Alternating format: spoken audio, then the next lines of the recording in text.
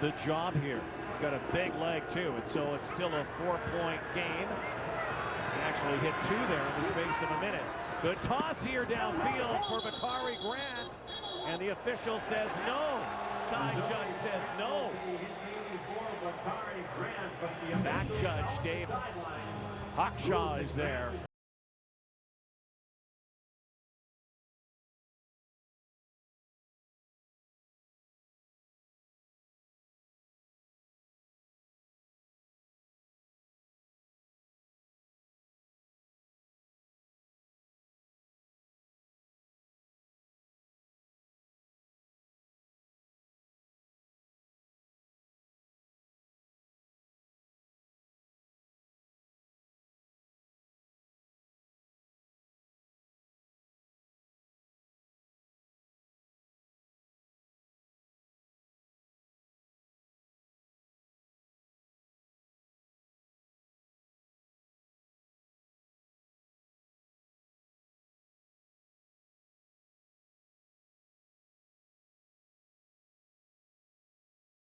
Challenging the previous play of a reception. It will be reviewed.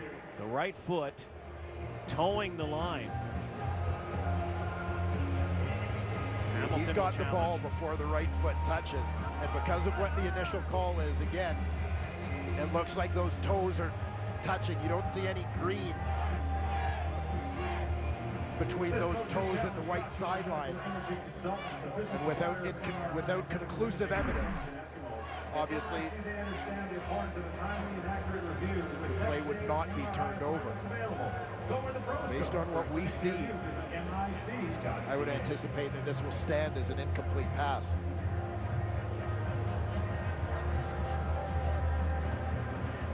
So again, CFL command reviewing.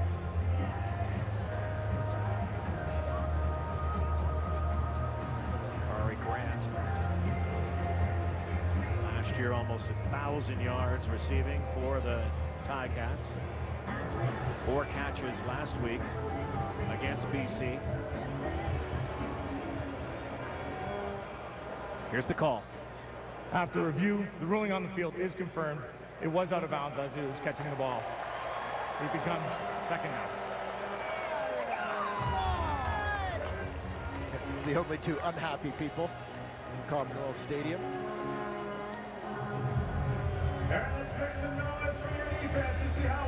Second down at 10 now. 6.5 to go, third quarter here tonight. Second game of the season for both these clubs.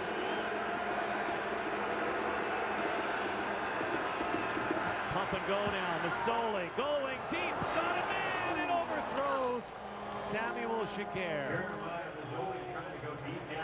That was 6. As fast as Sammy Giguère is, he could not run underneath that one. Yeah, it's absolutely the right read. Giguère works his way towards the middle of the field, coming from that trips formation to the wide side. Masoli's getting terrific protection here from his offensive line to allow this one to develop. And again, we'll give that offensive line credit. 3 guys making their first career CFL start tonight. Giguère had 6 catches last week in that loss. And bouncing away from Patrick Robertson. Jeremiah Masoli again in for the injured Zach Collaros. Just misses. Here we had a touchdown. Cats lead though 17-13.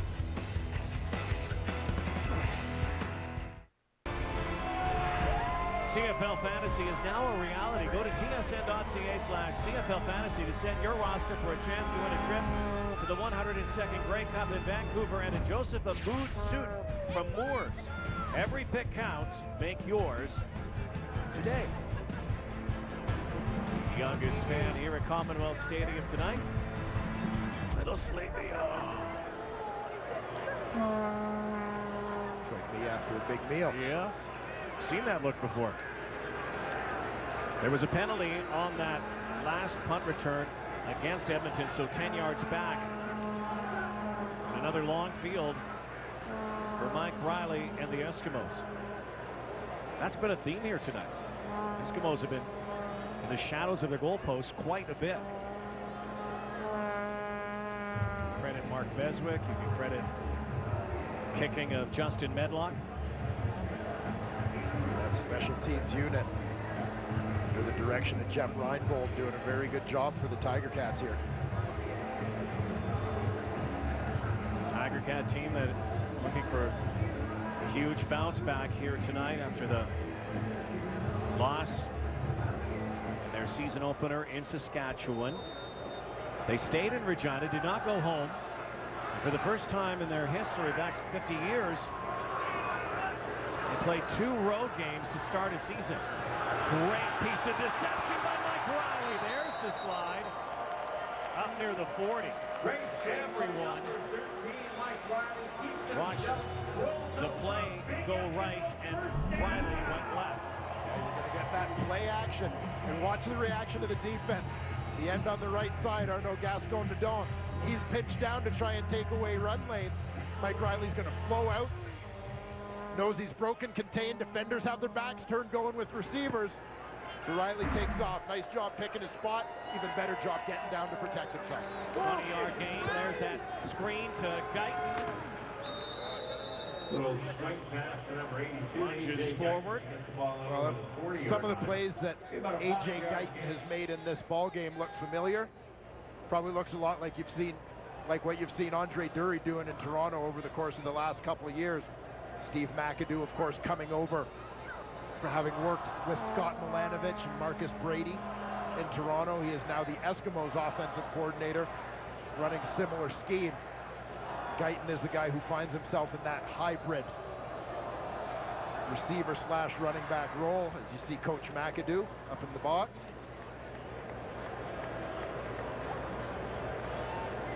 Guy who's put together a real good coaching resume here in the Canadian Football League. He's an offensive line coach. First in Montreal, then, as I said, more recently in Toronto, and now moving on.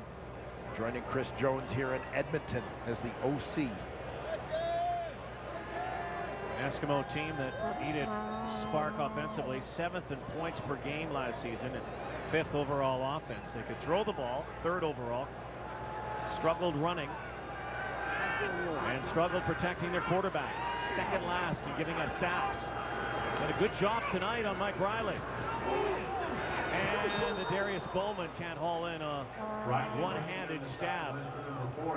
So the kick team will come out in this 4-point game. Eskimo team that was 4-14 a year ago, only won 1 game here at Commonwealth at home, and also just 1 game against Western Division foes.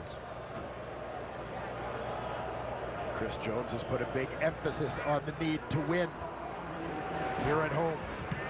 Mark your territory. Booming punt.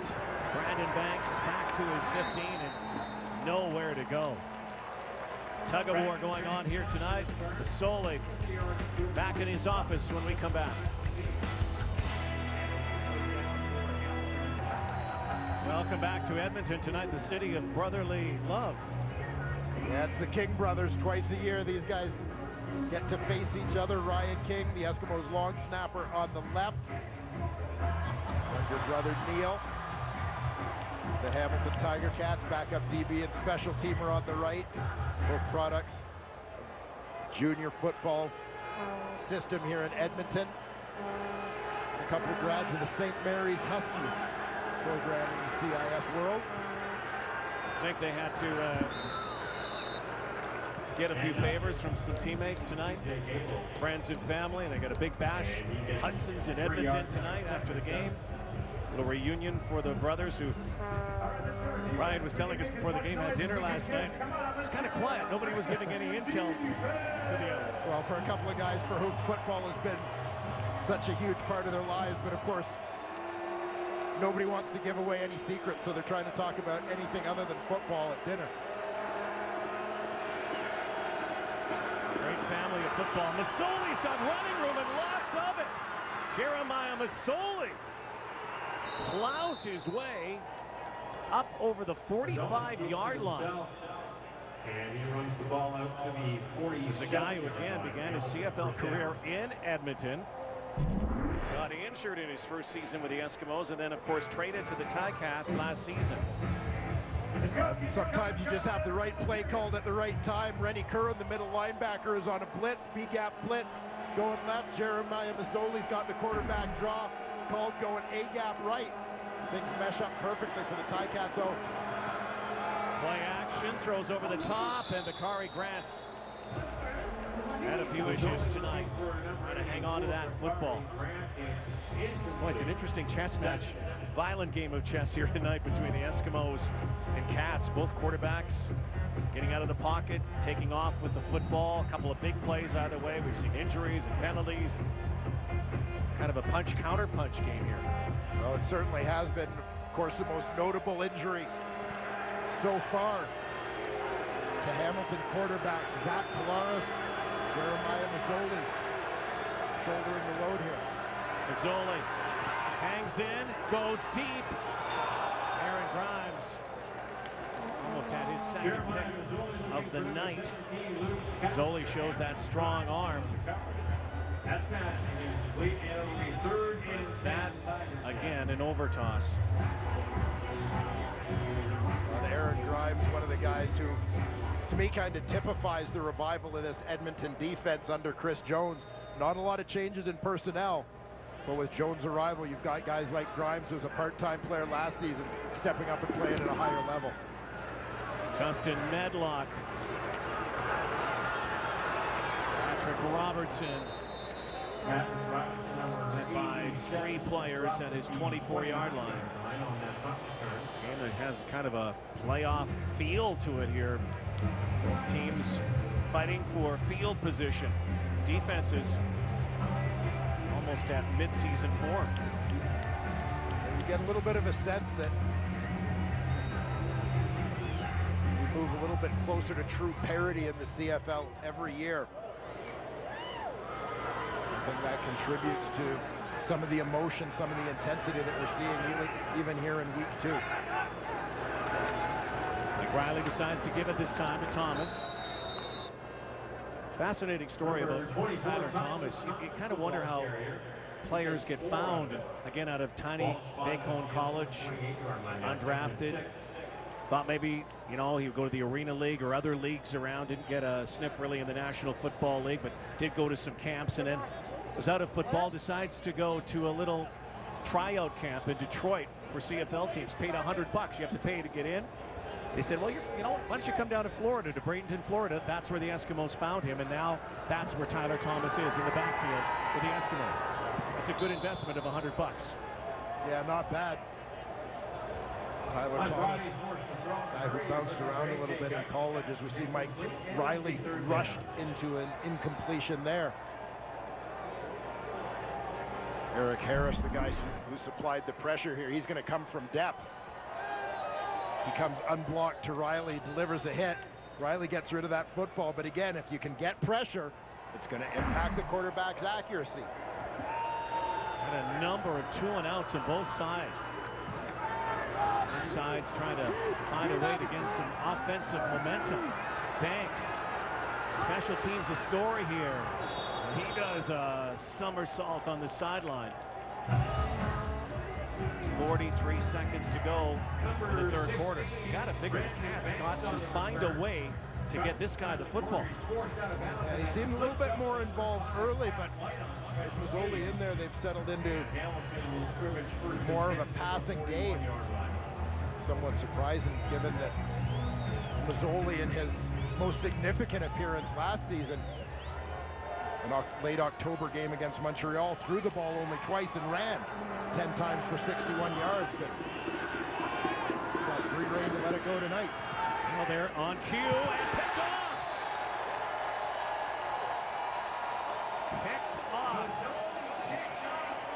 Dexter McCoyle, one of the new Edmonton Eskimos, a guy who is so versatile, had a pick last week in BC and now has his second interception, and that one was forced. Just as we talked about C.J. Gable getting the football, that was a time not to throw the football. Dexter McCoyle looks like he's coming on the blitz, but then as C.J. Gable goes, McCoyle drops off with him. And this guy, this is a classic Chris Jones defender to me, a guy with great versatility, 6'4", 225 pounds, a safety in college, 4-year starter at Tulsa. Perfect fit at linebacker. Pump and go, Riley, sideline, snaps, he dropped it.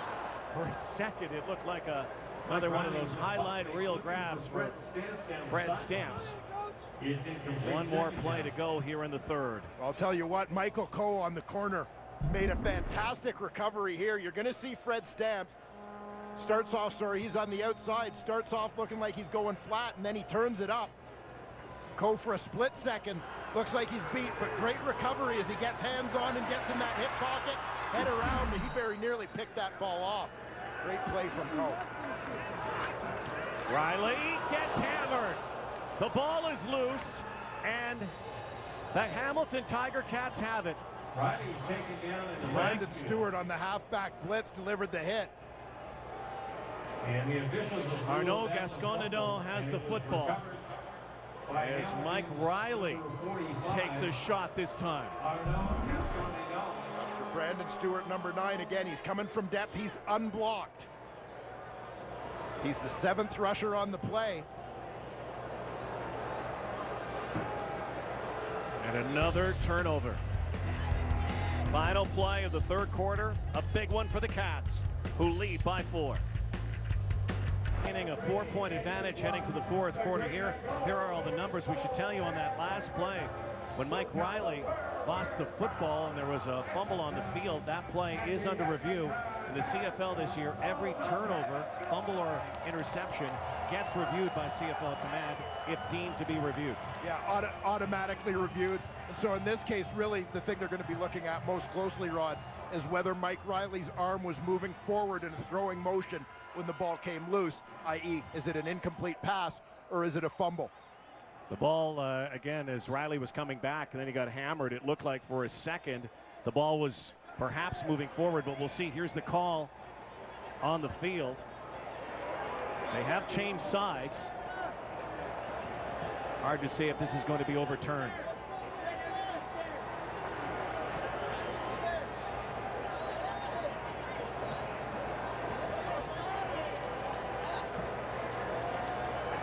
The previous play had been reviewed by the command center, and the ruling on the field is confirmed with a fumble recovery by Hamilton. First down, Hamilton.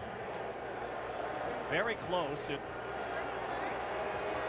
with Brandon Stewart coming, zoning in on Riley, making the hit. Watch the arm. Has to be moving forward. Gets it cocked back, but doesn't appear to get it moving forward before Stewart makes contact, jarring that ball loose. Timer, please set the clock. Comes up with the recovery. So here we go to the fourth quarter. Boy, it's been a battle here tonight. Physical game, close game. Jeremiah Masoli stays in at quarterback. Fumbled the football. Cats recovered, and C.J. Gable picked it up. That's really one of the only touches C.J. Gable has